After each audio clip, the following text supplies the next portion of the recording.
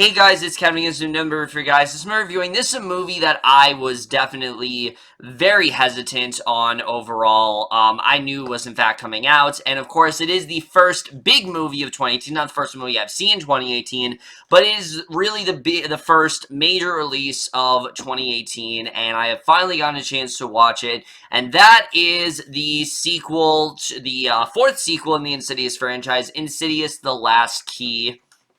And what Insidious: The Last Key is essentially about is we pick up relatively close to the end of the third movie. Elise and Specs and Tucker are now, professional paranormal investigators. And one day while they are, just going about everything, she ends up getting a call from this one guy who basically, tells her about this haunting and everything, and she's on board until she realizes that he is actually in the residence of her childhood home, where basically all her actual, terrors come from. And at first she's very hesitant to go there, but she does in fact eventually, get on board, and once she goes there, she finds it a way to try to get rid of this, sort of entity, whatever's haunting the house, but also find a way to kind of come to grips with her own personal demons, and that's really all I'm going to say.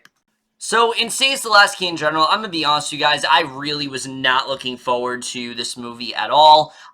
You guys know my Chapter 3 review, I meant it when I said they should have just stopped at 3, because that seemed like the best way to do it. They had a really great trilogy, they had an overall complete story, you can watch those films in chronological order, and you see a really great story, and you start to pick up on things, and rewatching them especially felt that way. I was very happy with that, and I really didn't feel like I needed a fourth one. There really was nothing telling me that there was one, but I did hold out just a little bit hope because of my dread for the third one. I ended up absolutely loving the third one, as you guys know. And I have to say, Insidious: The Last Key, while it's not at all a bad movie, it is very forgettable and very unnecessary. There's really nothing here that made me feel like, oh, we really need this movie, but it's definitely considerably better than what most of the January movies are. But we're just getting into right now, starting off with the cast. And right off the bat, that is easily the best thing about this movie. The cast here is really great, especially Shaye, who I have praised so many times in this series, but I mean, why shouldn't I continue to praise her? She really is the star of this series, and especially this film. Almost the entire film, specifically this one, is riding on her shoulders. And the fact that a 74-year-old woman is now carrying a horror franchise is honestly really cool. I don't really think I've seen that before, and she really does that in spades. I mean, this is a film where she really is confronting her deepest fears, and we get a lot more into Elise as a character. What she went through as a child, has she faced all of these demons before, how long has she been this medium? How long has she been able to sense all of these various, night terrors within her house? And we really do get into that a lot here, and not only does it get us to sympathize with her, but it really does make her character come full circle. She does have a pretty conclusive arc at the end of this film, and I thought she really did an incredible job here. I really love what Shaye has been able to do in this series, and if there is one thing I will miss, it is Shaye as this character. She does it perfectly. I could watch a few more films with this character because she does do such an incredible job in these films, especially ones that, again, you're on the fourth film. You think that she would just be going through the motions, but no, she continues to give it her all. She continues to really demonstrate how talented an actress she really is, and I think she honestly is probably one of the best horror leading ladies working today. She really is fantastic here, and I definitely really love seeing her one last time. And then, of course, Leigh, Whannell, and Angus Sampson, they are back in this film as Specs and Tucker, and, they do their usual shtick. They're fun to watch overall. I did enjoy seeing their characters one last time, and them, the two of them and Shaye do have really good chemistry. You definitely feel more of a team dynamic here because, I mean, as we know at the end of the third film, that's when they decided to become the investigators, and now they're more into the business, and I did like seeing that overall. I thought they worked well, relatively well together.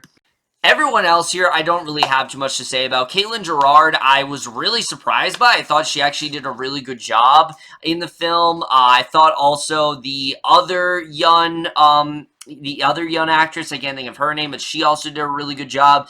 Bruce Davison, I thought was really good as Elise's brother. I thought he did a really good job. Spencer Locke was really good as her father. Very intimidating at points for sure. He really gives off a lot of, just a lot of eerie suspense, and I think he did a really good job with that. Really, the whole cast, there really wasn't anyone I thought that did a bad job, and that's definitely something I will give this film. Also, I forgot to say, the young actress that played Elise, who also is the actress that played Ava in Girl Meets World, did a really great job here. I really love what she did in this film. She isn't used a lot, but when she's used, it's very effective, and you really did get the sense that this was Elise as a little girl. She had that genuine, curiosity where she wasn't necessarily scared by these demons. She was more curious, and she kind of wanted to help them, and she had this caring side to her that I just really did enjoy seeing. She did a really great job in her scenes that she was in, and definitely was one of the highlights of the film for me, for sure. So now let's get to the directing and the writing, because let me just say this right now. There are quite a few problems with this movie. Definitely things that do hold it back overall, despite it overall just feeling kind of forgettable and formulaic. But the directing by Adam Robitel, I think overall is fine, and it's mainly because of the fact that this is his first Insidious film, and I was very worried that because it was such an, not unknown, but someone who's not nearly as, dynamic as, say, Leigh Whannell, or, or someone like, or especially James Wan, I did not really know how he was going to do, and honestly, I didn't really feel much of a difference. It felt like an Insidious film. It was directed the way it needed to be directed, and I thought he did a good job with it overall. He definitely did a good job with the tension and the suspense. Thought that was definitely well executed.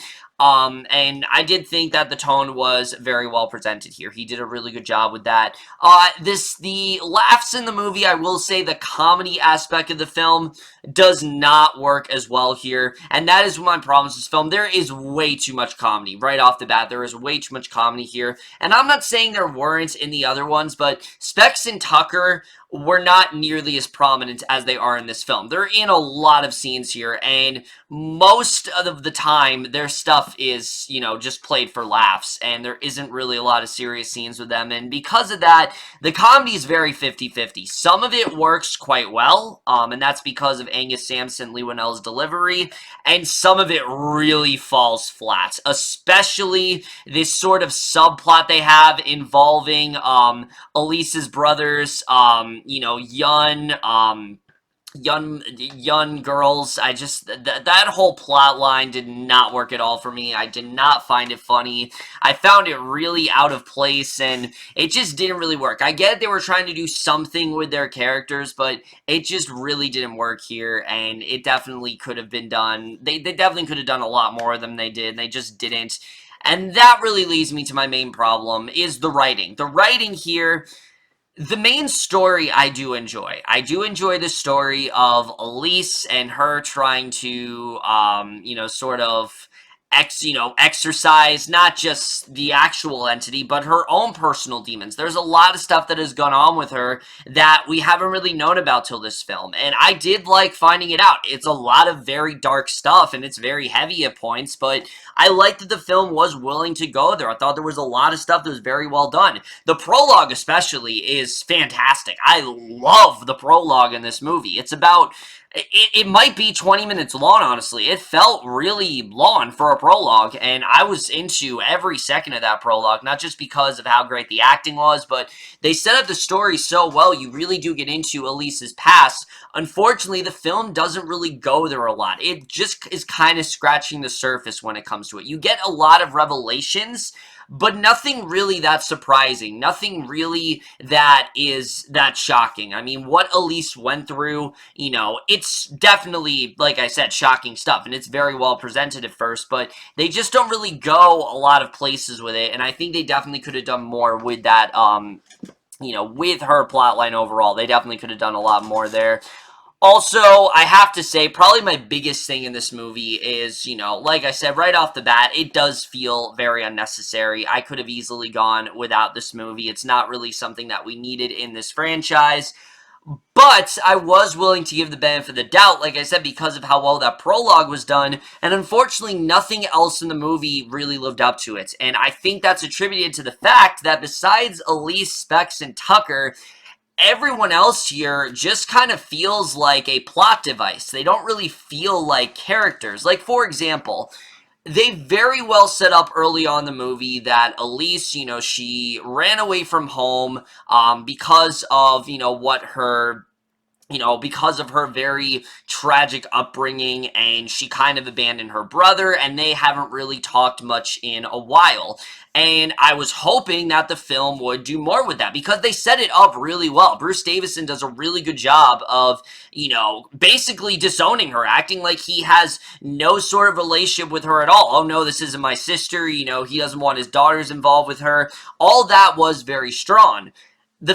Unfortunately, there really isn't that point where the two have a scene where they try to reconcile and they talk about each other's past, and I was hoping they would do that, but unfortunately they just didn't, and I was quite disappointed with that overall. I really wanted more with their relationship, and seeing, if they could maybe fix things. It didn't really happen though, unfortunately. I was definitely disappointed with that. Elise's father as well. There's really nothing with him. He's just an abusive father who constantly is just being very hard on her, physically and emotionally as well. And there's really not much with him. Elise's mother, really, there's not much with her. And the daughters, they have this one really great reveal regarding Caitlin Gerard's character, which I did like seeing. But again, they don't do anything with it. They don't really do anything that interesting. I'm sure maybe they do something with it, but it's just nothing really interesting. And it did kind of annoy me overall. And I wanted more from these characters. And again, the fact that I'm talking about a movie that came out in the first week of January that actually has interesting characters is really saying a lot. And again, these aren't like amazing characters or anything, but I'm saying the setup was so good that I was just disappointed by the fact that they didn't really do anything with most of it. And that did definitely let me down, I have to say. The cinematography here, I will say cinematography is definitely really good. I definitely really did like it. The main creature I thought looked okay, but it's not really menacing at all. I will definitely say that, especially compared to some of the other creatures we've had here. This creature is really a non-entity, honestly. It doesn't really feel like it has much of a presence here, rather than Elise's own personal demons having a presence. It just didn't really feel like much of one. It kept popping up in the film, and it just doesn't really do much of anything, unfortunately. And that's my other thing. The scares in this movie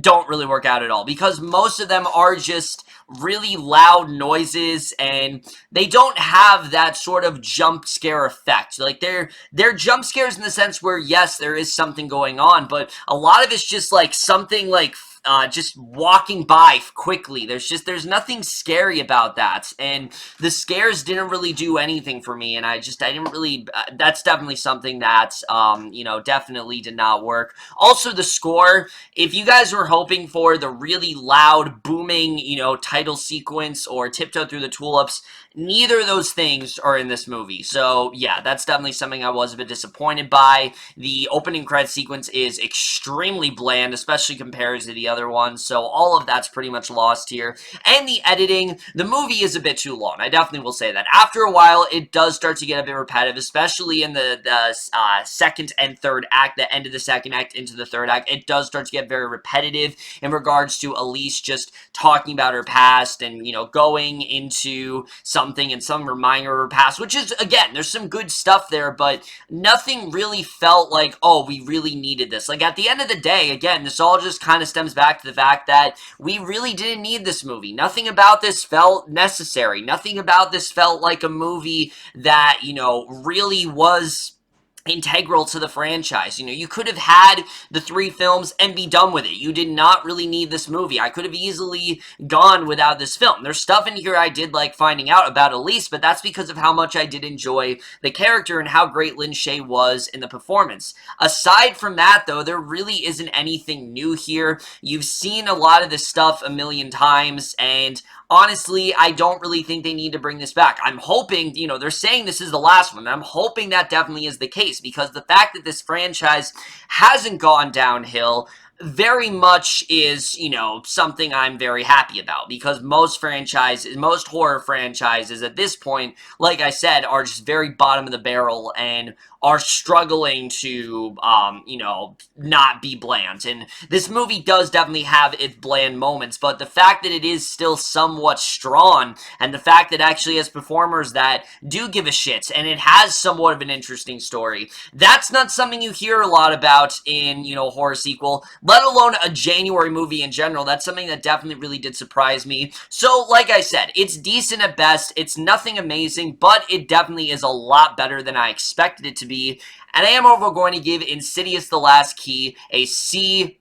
It is definitely the weakest in the franchise, but like I said, it's better than it could have been. It's a good way to close out Elise's character. They do a pretty good job of tying up some loose ends from the first film that I did overall enjoy seeing, but at the end of the day, I really could have gone without it. There really was nothing that I needed to see in this film. Like, half of the stuff they showed, I really could have done without, and that's really what I think at the end of the day. But overall, guys, my review of Insidious: The Last Key. Let me know what you guys thought of this movie overall. Left your thoughts on it. What is your favorites in the Insidious franchise? Now, let me just say right off the bat, if I had to rank them, I would probably go Insidious, then Chapter 3, then Chapter 2, and then finally The Last Key at number 4. But that's it for my review. Hope you enjoyed. See you guys in my next video, and I will see you guys for that. Okay, bye.